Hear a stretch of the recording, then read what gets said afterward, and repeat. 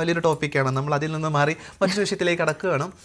നിലവിൽ നമ്മൾ കഴിഞ്ഞ ദിവസം ഒരു വിവാഹത്തെ പറ്റി പ്രഖ്യാപിക്കുന്നതായിട്ട് കണ്ടു സോഷ്യൽ മീഡിയയിലൂടെ അല്ലെങ്കിൽ വാർത്തയിലൂടെയൊക്കെ തന്നെ.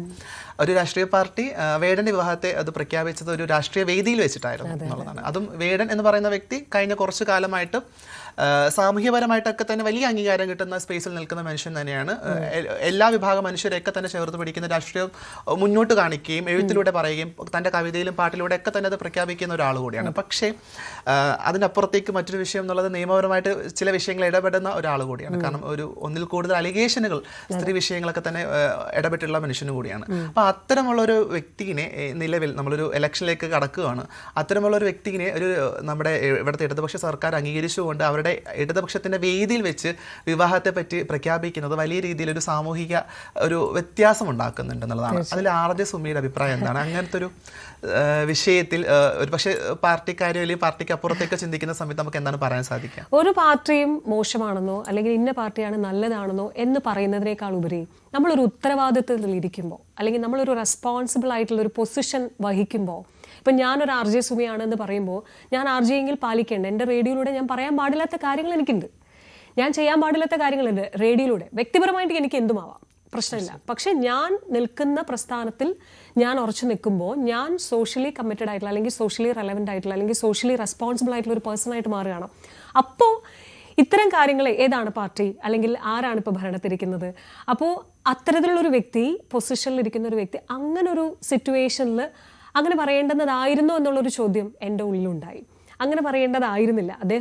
അദ്ദേഹത്തിൻ്റെ അല്ലെങ്കിൽ വേടൻ എന്ന് പറയുന്ന അത്രയും മാസ്സായിട്ടുള്ള ഓഡിയൻസ് അല്ലെങ്കിൽ കുട്ടികൾ ഫാൻസ് ആയിട്ടുള്ള ഒരു മനുഷ്യനാണ്.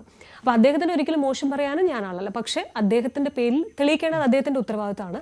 അല്ലെങ്കിൽ അദ്ദേഹത്തിൻ്റെ പേരിൽ അങ്ങനെയുള്ളൊരു കാര്യം വരുന്ന സ്ഥിതിക്ക്, അങ്ങനെയുള്ള കുറേ അലിഗേഷൻസ് നിൽക്കുന്ന സ്ഥിതിക്ക് ഇങ്ങനൊരു പൊസിഷനിൽ അല്ലെങ്കിൽ ഇങ്ങനൊരു വേദിയിൽ ഇത്തരത്തിൽ പൊസിഷനിൽ ഇരിക്കുന്ന റെസ്പോൺസിബിൾ ആയിട്ടുള്ള വ്യക്തികൾ പറയേണ്ടതായിരുന്നു എന്ന ചോദ്യം തന്നെയാണ് എനിക്കും ചോദിക്കാറുള്ളത്. തീർച്ചയായിട്ടും തിരുത്തി വരുന്ന മനുഷ്യരൊക്കെ തന്നെ തിരുത്തപ്പെടട്ടെ എന്നാണ് ആഗ്രഹിക്കുന്നത്. തെറ്റുകൾ കൃത്യമായി തന്നെ അത് അഡ്രസ്സ് ചെയ്തുകൊണ്ട് നിയമപരമായിട്ട് ആ വിഷയത്തെ കൈകാര്യം ചെയ്യാൻ എല്ലാവർക്കും സാധിക്കട്ടെ എന്നുള്ളതാണ്. വേടൻ എല്ലാ വിധത്തിലുള്ള വിവാഹ ആശംസകൾ. അതെ, തീർച്ചയായിട്ടും ഈ അവസരത്തിൽ നമുക്ക് രണ്ടുപേർക്കും അതാണ് പറയാൻ സാധിക്കുന്നത് എന്നുള്ളതാണ്.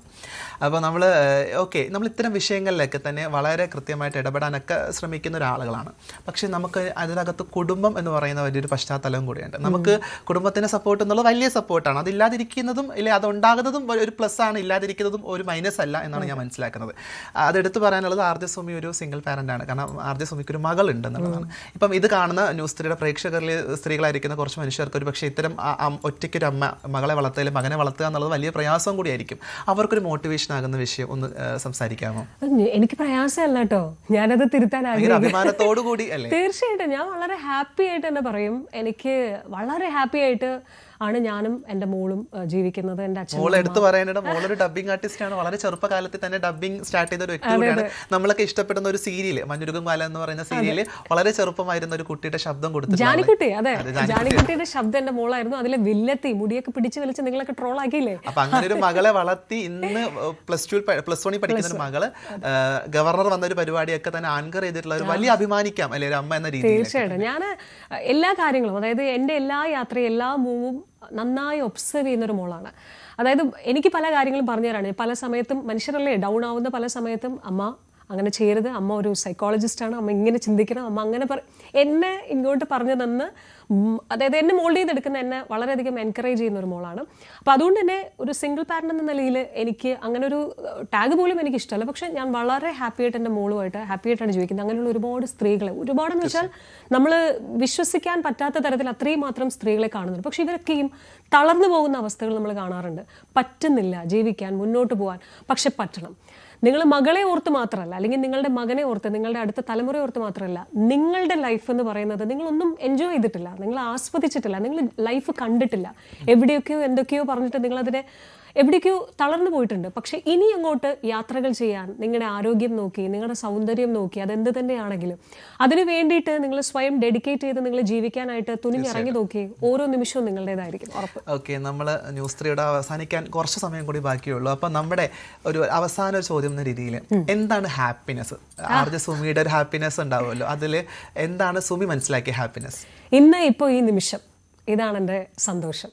ഓരോ നിമിഷവും ഞാൻ വെറുതെ കളയാൻ ആഗ്രഹിക്കുന്ന ഒരു വ്യക്തിയല്ല. ഓരോ ദിവസവും കഴിഞ്ഞു പോകുമ്പോൾ ജീവിതത്തോട്, ഓരോ നിമിഷത്തോട് ഗ്രാറ്റിറ്റ്യൂഡോടുകൂടി അല്ലെങ്കിൽ ഗ്രാറ്റിറ്റ്യൂഡ് പറഞ്ഞുകൊണ്ട് ഉറങ്ങാൻ ആഗ്രഹിക്കുന്ന, സമാധാനം കൊണ്ട് മാത്രം ഉറങ്ങാൻ ആഗ്രഹിക്കുന്ന ഒരാളാണ്. നിങ്ങൾക്ക് ഇന്ന് രാത്രി സമാധാനത്തോടെ ഉറങ്ങാൻ സാധിക്കുമോ? അതാണ് നിങ്ങളുടെ ഹാപ്പിനെസ്. കൂടുതൽ വാർത്തകൾക്ക് News 18 Keralam YouTube channel subscribe ചെയ്യുക.